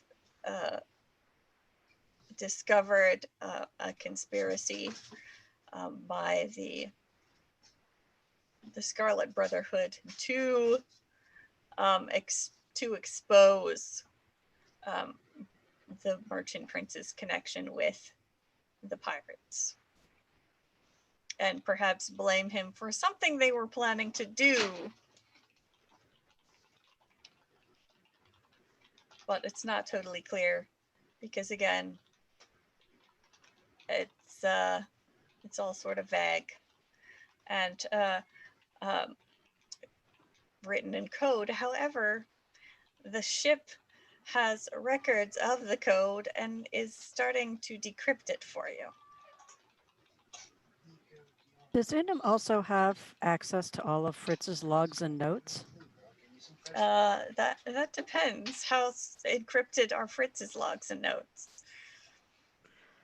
Fritz wouldn't have been thinking about an AI, so they would have been probably encrypted with the same structure that the ship's intelligence would have been from outside. Then so yes, it's sort of like the Unum probably can access Fritz's notes, and may Fritz be extrapolating from that information as well. Because Fritz also had down notes about Gillen Primewater's previous competition or competitor, and the information about Aubrek Drellian and the lost spaceship Emperor of the Way with the Vect Trimaxion. Indeed. And that would have been the source of some speculation that Fritz would have probably typed out at some length. Yes. So it seems that Gillen Primewater's rise to his current seat on the council came about after the downfall of Aubrek Drellian, who was formerly his greatest competitor, but lost all his money in the venture with the automated ship. So it seems perhaps the Void Princes may have had something to do with helping Primewater bring down his competitor as well.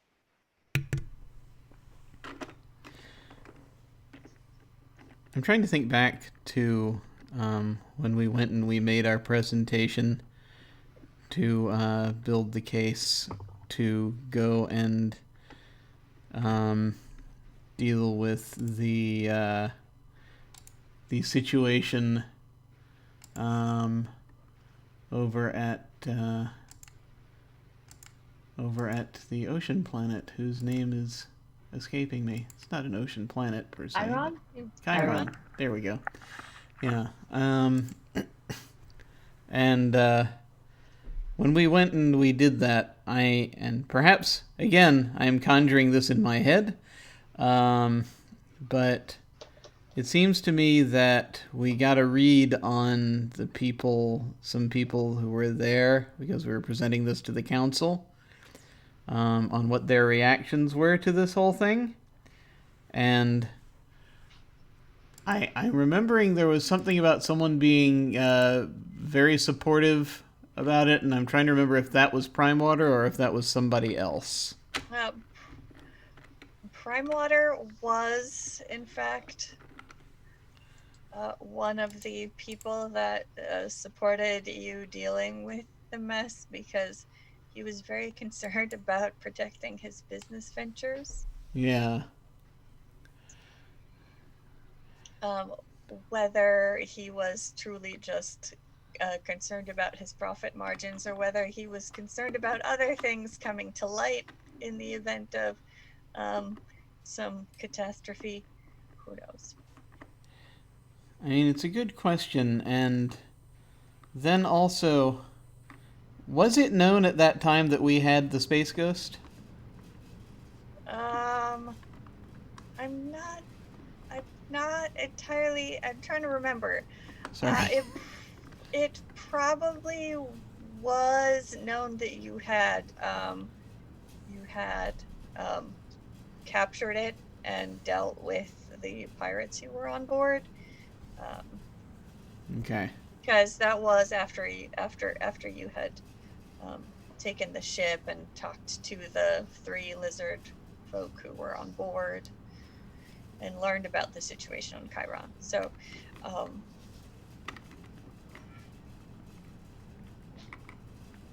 so yes, it is probably known that at least that you had boarded, and for sure it is known by now that you have commandeered the vessel. Yeah. Well, by now, yeah, definitely. Yes, but then at the time, it was probably less known that you were going to claim it for yourself, but that you had certainly been investigating the ship. Okay. What I'm just thinking is that he's probably not entirely unaware of the pressure that is potentially being that has the potential to be applied against him, given everything that might be going on. And so it's possible he might know some more things, but then also, if that's the case, given his reaction at that time to try to protect his interests, he might be willing to flip on them, depending on how things go. You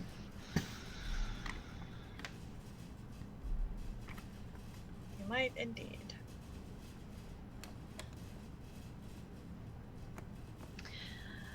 How soon will it be that the merchant prince will be at the excuse me, the dock? Well, it's hard to say because you have killed or incarcerated his main contacts, who were former crew of the ship formerly known as the Space Ghost. But Fritz's notes probably have information about the, Scarlet Brotherhood? What was the... Yeah. The Scarlet Brotherhood. And contact information. Yes. Fritz knows how to contact the Scarlet them. Brotherhood. Yeah. Mm-hmm. You go to the docks and approach a red shirt during the graveyard shift and offer them a copper coin. I think I probably even put that in my notes, so Unum will probably just tell me or Lasness straight up that's what it is. Yes.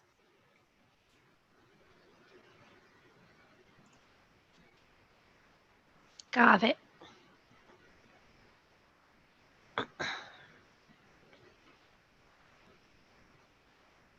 So I want to share that with the rest of the team once I finish putting the Matter Replicator in.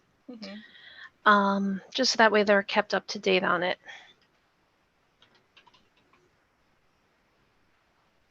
All right.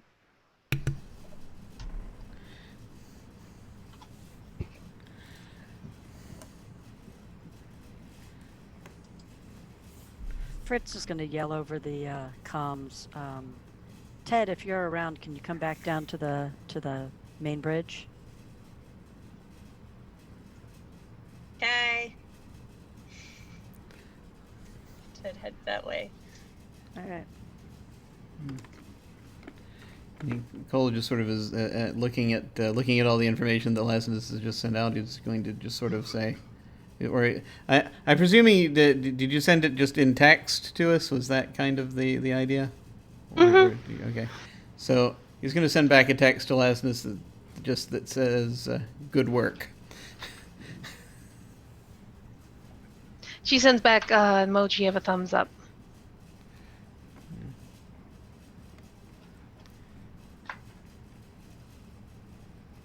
Right.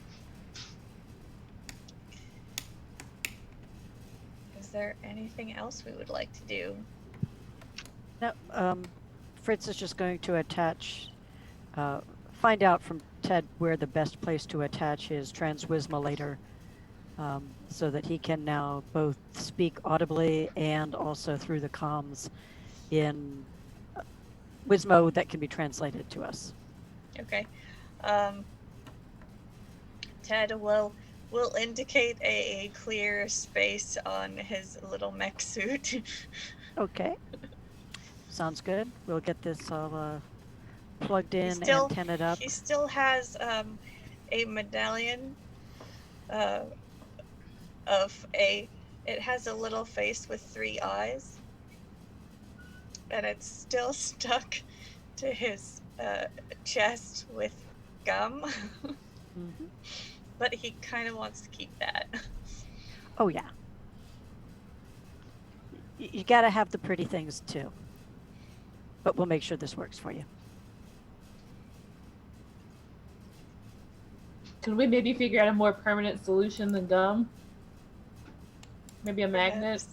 I mean, if it wants something more permanent, we can do that. If the gum is not sufficient. He actually, out of his little utility belt, pulls a pack of gum that perhaps this gum came from. It's got like 6 or 7 sticks left in it. He likes the DIY. I got it. Okay, that's fine. And it also, this pack of gum says Iris's antivirus.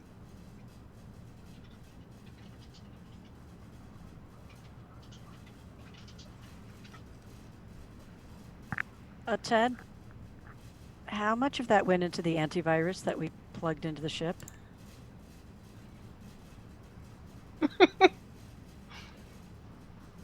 And that's a shrug just because you don't want to say.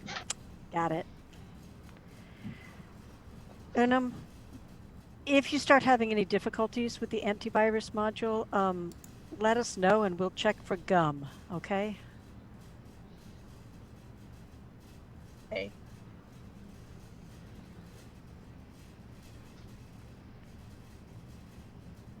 All we need is some baling wire and we'll have the original ship held together with gum and baling wire. And hopes and dreams. Don't forget those. Ted produces a little spool of wire. It has a grape stuck on the end for some reason. Because of course it does. Safety first.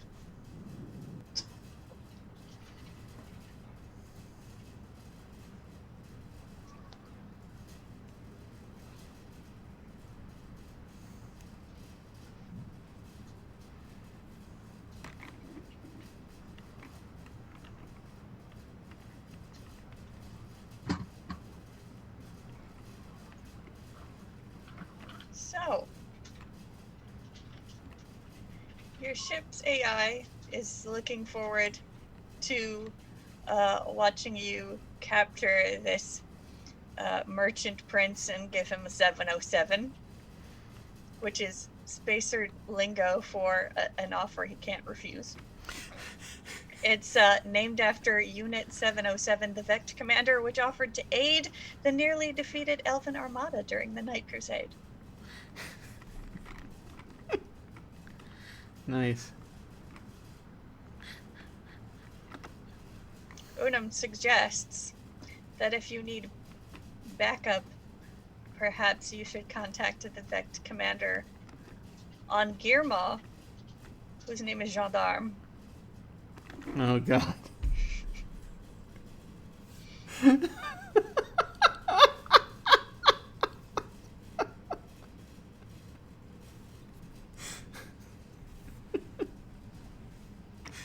Yeah, sounds like an unstable sociopath to me. Yeah.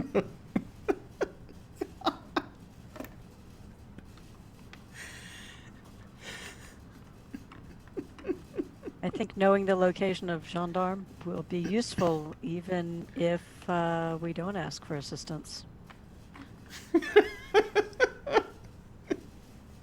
No. The Sepulchre Knights always have a headquarters Yeah. at every moth station. And Lasmus has a pass to get through the door. Ready to help.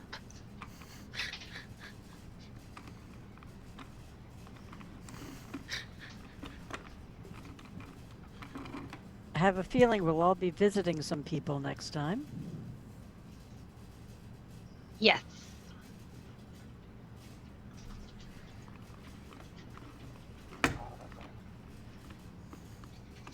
So you're heading back to Saltmaw at this point?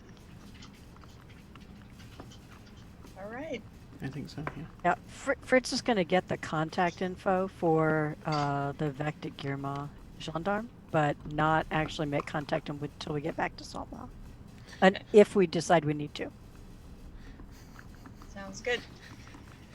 So as the crew takes their stations on the bridge and various other places in the ship, and Lasmus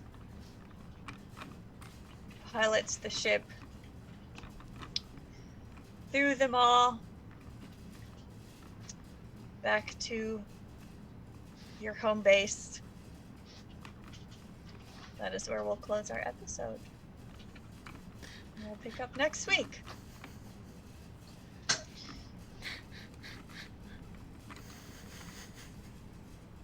Awesome. Oh, good lord.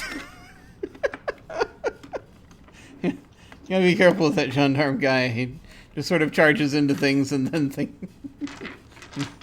it's very becomes very obvious when he's working. It's a lot of collateral damage, I hear. But that's awesome. That's awesome. For those of you who may be wondering why it is that I'm chuckling and don't understand what's going on, there is let's just say there is a in our campaign of the Sprawl, there is a character I play, whose name also happens strangely enough to be Gendarme. He's a very, very kind cyborg who kills people. So let us go ahead and go around and do our outros. Feel free to, once again, give any final thoughts you have about this session, favorite moments, what have you, and tell folks where they can find you online and such. And we will start once more with our station master, Alyssa. Where to start? There were a lot of fun interactions and revelations this week. I always love pulling pranks from the AI weirdness book. I've been enjoying pulling some more threads of plot hooks and revealing more information to the party, even if it is a little bit Deus Ex Machina, or perhaps literally Deus Ex Machina. Why not? And I am looking forward to following these threads next week when we have our special guest, Trooper SJP, reprising his role as Oceanus. Yay! No traps! No traps. Yay! Awesome. Very much looking forward to that. Very cool. But let us go ahead and move on to Mem. Hi, I'm Mem. I had a good time. I never remembered what it was that I forgot. That's all right. Favorite moments tonight. The haberdashery, quite fun. Probably Narita getting to enjoy some luxury. Oh. Goodbye. We've lost a no. member of our party. And now I've become the station master. Narita.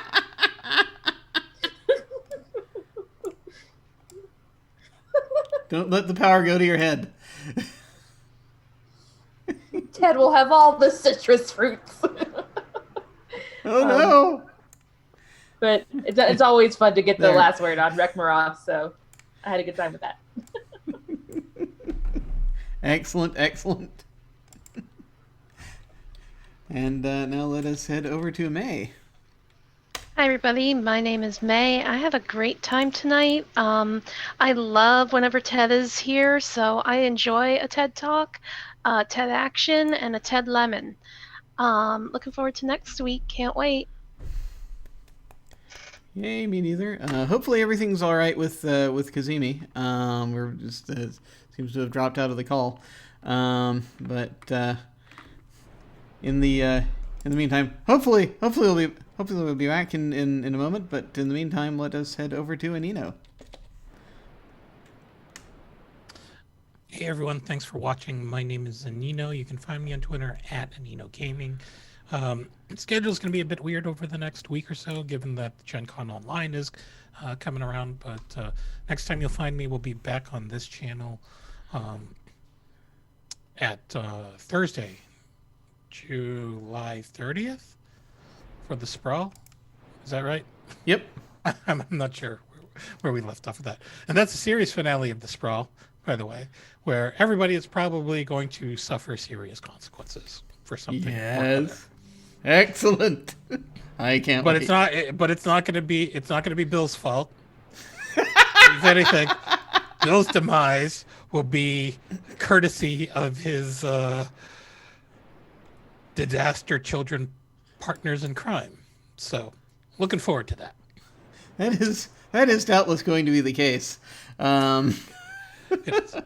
So, and then then on August 5th, we'll be back with episode 3 of Kahania on the Utopia channel, and then back again over here on August 8th for the season finale of The Edge of Paradox, in which we finally depart the train. Yes. Finally. Finally. And then we get a much needed break. Yes. Finally, the train can be escaped. So very cool. Also, so let's see. Just to be clear, so folks are good for July 2nd. That is the weekend, the Gen Con weekend. Has been just reminded. So we are back 1 week from today. Yes. All right. Okay. August 2nd? Yes. August 2nd, August yes. 2nd. Next I sent us back in time a moment ago, didn't I? I was confused. I was like, August. wait, what? Yes. July 2nd. We're starting July over. We're hoping we'll get... There are 2 Julys this year, didn't they tell you? Who I'm knows? not sure if that's good or bad. Me either. I've lost all track of what time even means anymore. But I have no travel plans next weekend, so... Yeah. Okay. Yeah. Okay. Yeah. Yeah. Unfortunately, Cazimi's system had shut down, and so expresses her regrets. But we are hopefully all is well over there. In the meantime, I just want to once again say thanks to Jade Nebula for the art, fabulous art of our characters that you see here. Once again, I'm Jim Ryan. And I think my favorite moment tonight involved the Rekmara gifting the hat and coat to Narita. That was delightful. But you can find me at OtherDoc on both Twitch and Twitter. My website is jimyesthatjim.com, where you can find my Geek Observation podcast and links to my various other podcasts, audio dramas, writings, and such. I have links down below to my website, Twitter, YouTube channel, and some various things that I've been working on, along with links to game signups and applications to join our Discord. One more time, I'm going to go ahead and mention since there's not much time left on it, that this channel is involved in a donation drive for the bail project, which is dedicated to giving bail assistance to protesters, which is incredibly important right now. We are Team Phyllis. Feel free to go ahead and check that out. Once again, also please consider supporting Campaign 0, which is dedicated to ending police violence. So let's see here. So I'm going to be tomorrow night, Monday nights, I'm over on Salty Sweet Games playing in their fantasy campaign Strange Invasion, which is a combination of fantasy and sci-fi. Fantasy world, sci-fi invasion. It's fun. On Tuesday night, back on this channel, we will have the finale of 50 Fathoms. Our 50 Fathoms mini campaign, which has been a lot of fun. They're on an island. They've just found out there's a hidden city inside the island. And we will see what happens at this point, but there's definitely going to be a shift of some kind when we get back, and so very, very much looking forward to that. Then, of course, as previously mentioned, Thursday night we have the finale of the Sprawl. We have a couple of finales this week that going on. Cyberpunk Powered by the Apocalypse, run by our MC Brian. Wonderful, wonderful game. And then at that point, we'll be, just for this coming week, we'll be wrapping back around to Sunday night when we shall do more of this. So, we do not have any signups active right now. I will update when we do have that. But in the meantime, let's see. When we hit the end card, we're going to go ahead and send out a raid of some kind. Let's see. I think Katie is still is online right now. Yeah, Katie's online playing a Sherlock Holmes computer game. I'm actually curious about that, so I think I'm going to go over there and send a raid over there. We're going to go say hi to her. Feel free to hang on if you are so inclined and say hi to her with us. That again will be when we hit the end card. In the meantime, folks, thank you all very much for watching. Take care, and we'll see you next week. Farewell.